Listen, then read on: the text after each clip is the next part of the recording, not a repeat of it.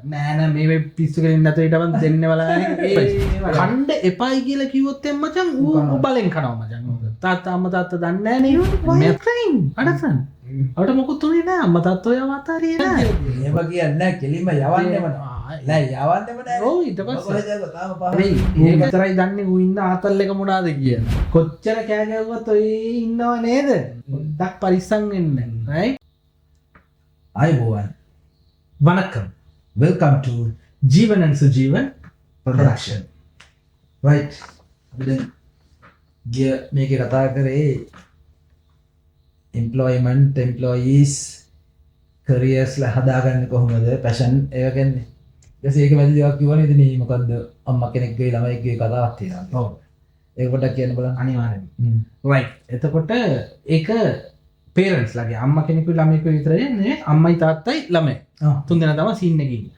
මචං පුතා ඇවිල්ලා grade 5 මේක ලංකාවේ වෙච්ච දෙයක් නෙවෙයි පිටරට වෙච්ච දෙයක් right මම මේ පොතක කියවු දෙයක් ඒක ඇවිල්ලා මචං දැන් ළමයා දැන් අපි ඉස්කෝලේ වැකේෂන් එක දෙනවනේ දුන්නට පස්සේ අපි වැකේෂන් එක ඉවර වෙලා ගිහිල්ලා මාසයක් විතර ඔය වැකේෂන් එක වෙච්ච දේවල් දාම කතා කරනවානේ දැන් මම එහෙම ඉස්කෝලේ නිවාඩුවට ආච්චිලා ගෙදර යනවා අපේ අම්මලාගේ අම්මාගේ ගෙදර යනවා තාත්තලාගේ ඉතින් ඒවා තමයි අපි ඇවිල්ලා කතා කරන්නේ නැත්නම් අපි කොයි ට්‍රිප් එකක් යනවා එහෙම එතකොට මේගොල්ලෝගේ ප්‍රැක්ටිස් එක තමයි ඒ වැකේෂන් කාලේට ඒ අම්මයි තාත්තයි පොඩි එකාව එක් කරගෙන මචං ඒගොල්ලෝගේ ග්‍රෑන්ඩ් පේරන්ට්ස්ලා ගෙදර යනවා ගිහිල්ලා සතියක් දෙකක් ඉඳලා ආයෙ එනවා මොනවද පේරන්ට්ස්ලා වැඩ කරලා තියෙන්නේ නගරයක ඉස්කෝලේ ගිහිල්ලා තියෙන්නේ නගරයක පොඩි එක්කෙනා ඒගොල්ලෝගේ පේරන්ට්ස්ලා ඉන්නේ ගමේ එතකොට ඉස්කෝලේ ගියාම දැන් මේ ළමයා අනිත් යාළුවොත් එක්ක කතා කරනකොට මචං යාළුවෝ බයිට් එකට අරගෙන උඹ තාම අම්මලා තාත්තලාත් එක්කද යන්නේ හැම අම්මා තාත්තක්ම එක නෑනේ මචං මේ ළමයින්ගේ ඒකනේ මං ගියේ සැරේත් කිව්වේ පොඩ්ඩක් කතා කරලා ළමයි එක පොඩ්ඩක් ජෙල් වෙන්න කියලා එතකොට අපේ තාත්තා නම් මට බයිසිකල් තනියෙන් එලවන්න දෙනවා දැන් අපේ ගෙදර ඉන්න තනියෙන් කඩේට ගිහිල්ලා එන්න කියනවා මම නානකොට මං වොෂ්රූම් එක වහගෙන මං තනියෙන් නාන්නේ මං දැන් තනියෙන් කන්නේ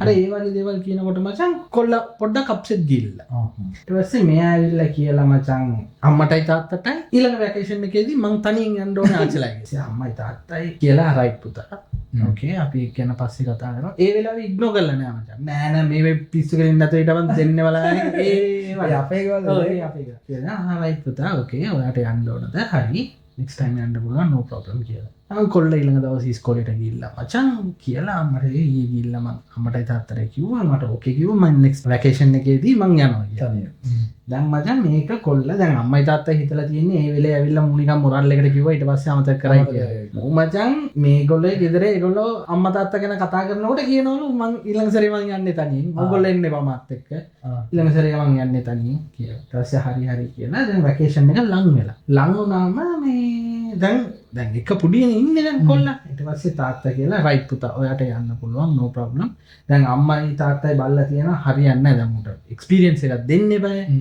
දැන් හරි මෙයාව තනියෙන් යවමු කියලා හරිද යවමු කියලා ඉවර වෙලා කලින් ට්‍රේන් ටිකට් බුක් කරලා ඉවර වෙලා යන්න ඉස්සෙල්ලා දවසේ කියලා දෙනවා පුතා ඔයාගේ බෑග් එකේ ඔයාගේ කෑම තියෙනවා වතුර තියෙනවා කවුරුත් දෙන දේවල් අරන් කන්න එපා රයිට් ඔයා තනියෙන් යන්නේ අම්මා තාත්තා ළඟ නැහැ කවුරුත් දෙන දේවල් අරන් බොන්න එපා දෙනකොට අරගන්න කන්න බොන්න එපා ගිහිල්ලා අච්චිටාරි සීයටාරි කියලා ඊට පස්සේ ඔයා කන්නවා අන්න ඇඩ්වයිස් මචං කණ්ඩ එපයි කියලා කිව්වොත් එම් මචං ඌ බලෙන් කනවා මචං තාත්තා අම්මා තාත්තා දන්නේ නැහනේ දැන් මෙයාත් එක්ක යන්නේ නැහනේ කනවා ඕක කිව්වනම් එහෙම දැන් අපි හදලා දෙන එක කන්න අංකල් කෙනෙක් හරි ආන්ටි කෙනෙක් හරි මොනවද දුන්නොත් ඔය ගිහිල්ලා සීයා අච්චිත් එක්ක ෂෙයා කරගෙන කන්න ඒගොල්ලන්ට කියලා කන්න අන්න මචං way of handling ඊට පස්සේ ආදී තාත්තේ මං ඒක දන්න ඒක අවුල්ලන්න මං ඒක කරලා ගන්න ඊට පස්සේ කියලා පුතා ඔයා මෙහි ඉඳන් නැග්ගම ඔයාට ස්ටේෂන්ස් 4ක් තියෙනවා 4 වෙනි ස්ටේෂන් එක ඇවිල්ලා ලොකු ස්ටේෂන් එක මං අනිත් දවසට පුතත් එක්ක යනකොට අර පෙන්නලා තියෙන්නේ ලොකු රෙඩ් කලර් බෝඩ් එකක් තියෙනවා බ්ලූ කලර් ෆ්ලවර්ස් තියෙනවා එක දිගට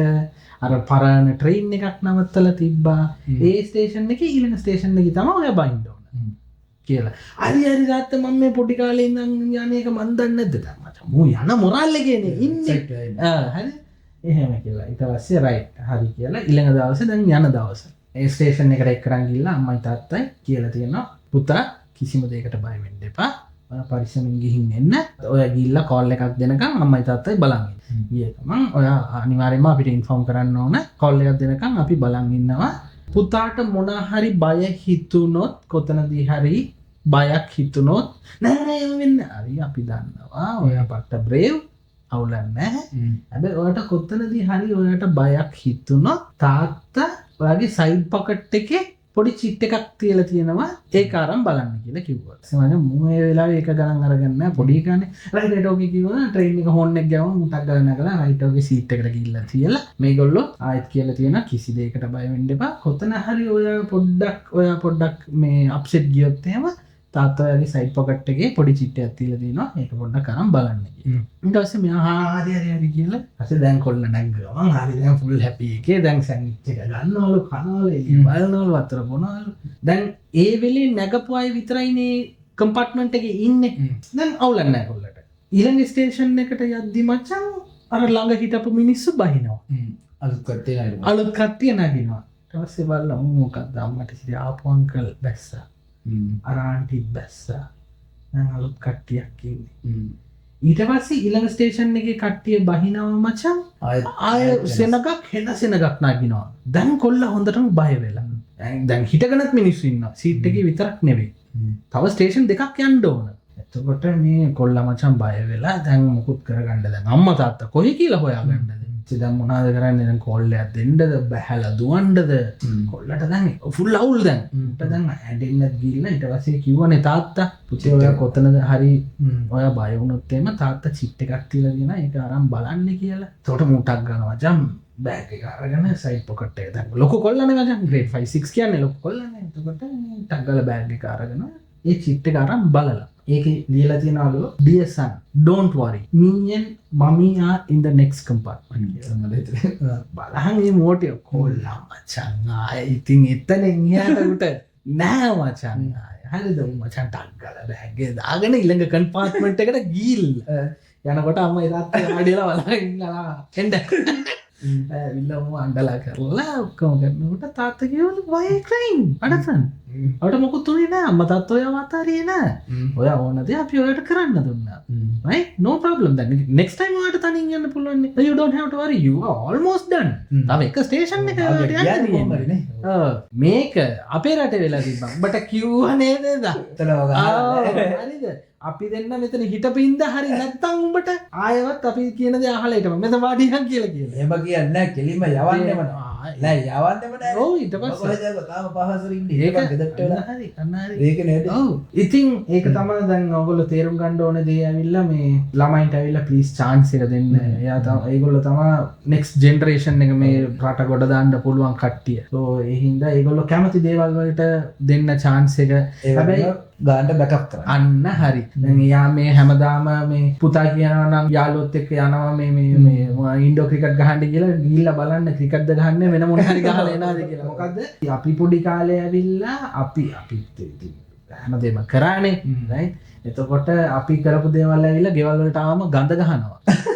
නේ ඒක හොයාගන්න පුළුවන් හරිද දැන් එහෙම නෙවෙයි ඌ විතරයි දන්නේ ඌ ඉන්න ආතල් එක මොනවාද කියලා කොච්චර කෑ ගැව්වත් ඔය ඉන්නව නේද පොඩ්ඩක් පරිස්සම් වෙන්න right දවල්ට කොච්චර ඇහැරලා හිටියත් රැටත් ඇහැරලා ඉන්නව නේද පොඩ්ඩක් බලන්න ඊළඟ දවසේ නිකන් පොල්ලෙන් ගැව්වා වගේ නිදා ගන්නව නේද අරන් ගිහලා බ්ලඩ් එකක් චෙක් කරලා බලන්න පොඩි නැතුව කණ්ඩ බැරි වෙනව නේද වේලිච්ච කෑම කණ්ඩ බැරි වෙනව නේද පොඩ්ඩක් බලන්න සිගරට් එකක් අරක්කු ටිකක් බොන එක අපිත් ඇවිල්ලා මේ එන්ටර්ටේන් කරන්න අපිත් හොඳයි කියලා කියන්නේ නෑ ඒ වයසට ඒවා කරේ නැත්තම් වැඩකුත් නෑ හරිද හැබැයි මං කියන්නේ ඇවිල්ලා ඒගොල්ලෝ එහෙම දෙයක් කරනවා කියලා දන්නවා නම් කඩාගෙන පැනලා ගහලා මරලා මුකුත් කරන්න එපා තේරුම් කරලා දන්න එහෙම කරලා බෑ මේ අපිටත් කරන්නේ අන්ද මේ ජෙනරේෂන් එක ඒකට රෙස්පොන්ස් කියනත් අපි මේ 80 ගණන් වල ඉපදිච්ච හින්දා පොඩ්ඩක් ඒක තේරුම් අරගෙන අපිට ඇත්තටම මචං එතනින් එහාට යන්න දෙයක් තිබ්බේ නෑනේ මචං සිගරට් එකක් බියර් එකක් අරක්කු ටිකක් බිව්වට එතනින් එහාට යන්න chance එකක් තිබ්බේ නෑනේ මචං තිබ්බත් අපිට ඒවට මේ ඉන්ට්‍රස්ට් නෑ ඒව කරන යාළුවොත් එක්ක අපි හිටියෙත් නෑ අනිත් එක ඕවා කරපු යාළුවෝ අපිත් එක්ක සෙට් උනේ නෑ මොනවාද මේක වෙනම ට්‍රෙන්ඩ් එකක් නේ දැන් ඉන්නේ උන් එහෙම නෙවෙයි ගහන එකට සල්ලි නැති වුණාම මට සල්ලි තියෙන එකෙක් වරන් ගිල්ල ඕකට ගස්සනවා ඔතනින් කොහොමද බඩු වෙනවා කියලා දන්නවනේ ඉස්සෙල්ලාම ෆී ගහන්න දෙනවා ඊට පස්සේ ඌට ඇඩික්ට් වුණාට පස්සේ ඕගොල්ලෝ විශේෂතම උයිකුන්ලා ඕක නවත්තලා තමයි කරන්නේ ඊට වඩා ලේසි ඕගොල්ලන්ට එයා ඉන්ට්‍රස්ට් දෙයකට යව යවන්න එතකොට එයාට ඒවා මොකුත් කරන්න වෙලාවක් නැති වෙනවා. එයා ඉන්ට්‍රස්ට් දෙයින් එයා ගොඩ යනවා. හැම වෙලේම ළමෙක් වෙයිලා වැරදි පාරකට යන්නේ නැතුව හොඳ පාරකින් කියාගන්න පුළුවන් එකම ක්‍රමේ ඇවිල්ලා එයා කැමති දේ හරිනම් හරි දෙයක් කරනවා නම් කරුණා කරලා chance එකක් දෙන්න. ෆෑන් එකක් දාගෙන ගලවනවා නම් කවන්න දෙන්න. ඉඳක් දින ඉංජිනේර කෙනෙක් වෙන්න පුළුවන්. මිදුලේ වල හරනකොට ඉස්සර අපේ ගෙවල් වල බනින්නේ මිදුලේ වල හරන්න හොඳ නැහැ. මලගයක් වෙයි කියලා. අද්ද මචං මිදුලේ වල හැරුවොත් එම මලගයක් වෙනවා නම් මම මේ හිත හරනවා. වලගල් එන්න ඕනේ. එන්න ඕන නෑ. ආයේ මේ ඇහැ දඟලනකොට මොන හරි අවුලක්. මේ ඇහැ දඟලන්නේ මොන හරි ප්‍රශ්නයකට නෙවෙයි. හීට් එක වැඩි එකට. තැඹිලි ගෙඩියක් බොන්න, කොමඩු ගෙඩියක් කන්න.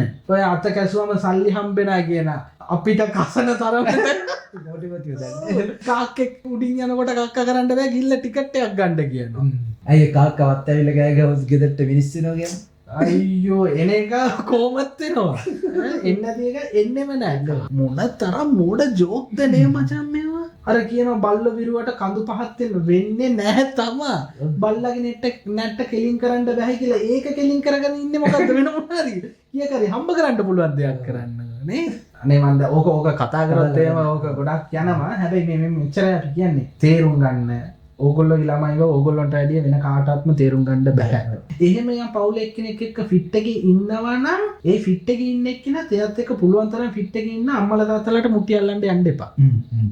ඔයා එයාත් එක්ක පොඩ්ඩක් ලයින් එකේ ඉන්න. මොකද අපේ ගෙදරත් ඉන්නවා පොඩි උන් ටික. අපේ අයියලා අක්කලා මචං උන්ගේ පොඩි උන් ටික මට බාර දීලා තියෙන්නේ.